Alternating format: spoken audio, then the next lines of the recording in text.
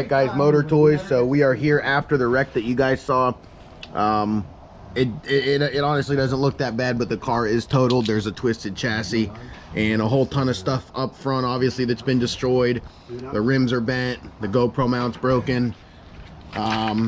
So what we're actually going to do, I built this car for someone not too long ago from scratch. I'm going to go ahead and get this, and it's going to be the new 8th mile drag car. We are going to put this one to bed after a lot of good runs. They're basically almost set up the same. Top speed, that one will be a little faster, the new one. But we're going to sell some of the electronics, get some money for that, obviously part out the rest of save what we can. And you know, they're both, you know, this car obviously will run in the 4s as well. So better radio system, which will also help. But yeah, it's just, you know, there's been tons of damage done to this car, obviously several wrecks, and we've done a few chassis swaps. But yeah, this is not good. So as you can see, it's pretty bent up, and yeah, so this is the aftermath. Stay tuned for what it looks like. Motor Toys.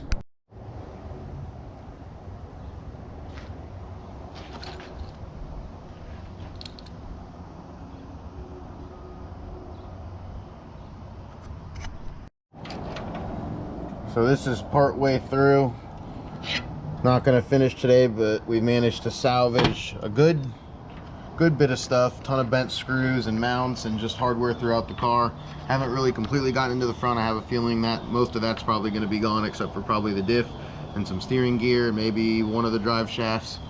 So yeah, stay tuned.